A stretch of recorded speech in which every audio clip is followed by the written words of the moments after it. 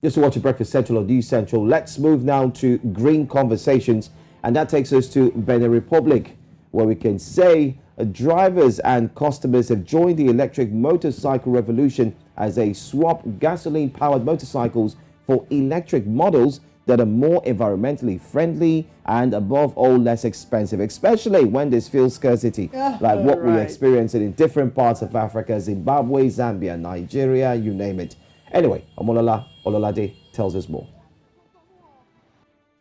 Popularly known as Okada in Nigeria, Oleya in Togo, Fefe in Burkina Faso, and Zemijan in Benin Republic, motorcycles remain a popular and economical mode of transportation in sub-Saharan Africa, as majority of the population rely on them to get around town. Anyone visiting Benin Republic for the first time is welcomed by the avalanche of bikes in the country's capital, Cotonou, with over 250,000 motorcycle taxi drivers who are now switching to electric two-wheelers because of the difficulties they face in maintaining their gasoline-powered motorcycles.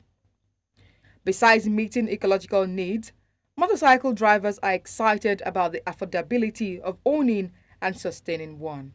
Tu t'assois, tu gazes, les freins sont dans la main. Moi, j'ai aimé ça. J'ai aimé ça. À part ça, à propos de l'économie, ça va, ça va. J'arrive à m'en sortir. Au moins, je rentabilise plus que ma moto mécanique que j'utilisais. Vraiment, vraiment, c'est une bonne chose. J'aime bien ça. J'aime bien ça. Des quelqu'un électrique, quelqu'un de bien wana. Non, il gagne ici. Ça aide au bruit. But il y a des vitesses au cours et non, ça faut avoir goûté pour toi pour dire nous mais quelqu'un d'agboé il des choses bien wana bon donner.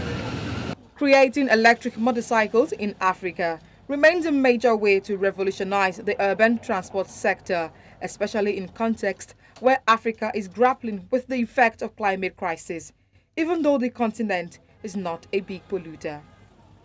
Joining the electric revolution is therefore a way of contributing to climate action.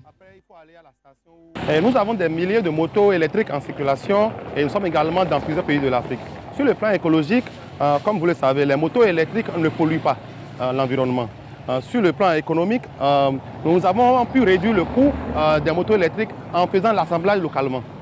Beyond the contribution to climate action, producers of electric motorcycles are taking on the challenge of reducing poverty in the continent by creating electric bikes that are not only affordable to buy, but also cheaper to maintain. Omolola Ololade reporting for News Central. This is... I like it. I like brilliant. it. I like it. I love it. It's nice. It's a way to go, trust me. Going green, gas emissions and the likes, hydrocarbon reduction, making sure that the environment. I was driving this morning, coincidentally, I hope he's watching, a friend of mine who joins me to work in the morning. I told him, we decided to wind down, and while the windows were down, just to get fresh air. And I told him, I said, can you smell the air? And he said, it was about saying that it's all polluted. It's polluted, that the pollutions are too much. And I'm like, yeah. So I was attributing it to the fact that there's no fuel. So people are now queuing up. There's probably a possibility of having bad fuel in the air. So the cars, the exhaust and everything is. So anyway, this is a way to go for Africa, and it will be nice to have this across all boards, different. But you know why this is going to be a challenge for a lot of African countries? Electric motorcycle revolution. I'm imagining that this electric motorcycle will need to be charged and powered, just like the Tesla. How are you going to charge? So let me. This is unless we're going to then make it a solar. This is where Johansson comes in with his business plan. So let me share what the business plan is. Sure. When you have motorcycles that need to be charged, that's where you now have the Johansson charging depots. Where you have like charging ports. You pay small money, you charge. You can pay monthly, subscription based. You charge your bikes, you move on. I have it in different parts. I have it in Benin Republic on a street called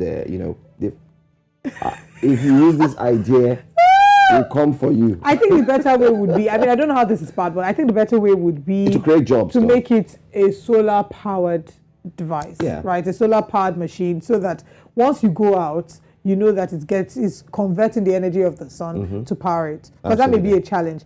But the great news is they would have less pollution.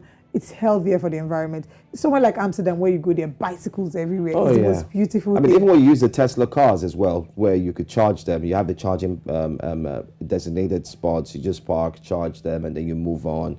Stay for a while, get them charging, and the charging ports are usually they're usually beautiful because while you're charging, you could engage in other things right meet there. some fellow Yeah, meet people, some fellows, network, drink some, Tesla to something, Tesla. and so on and so forth. It's nice. It's nice. Anyway.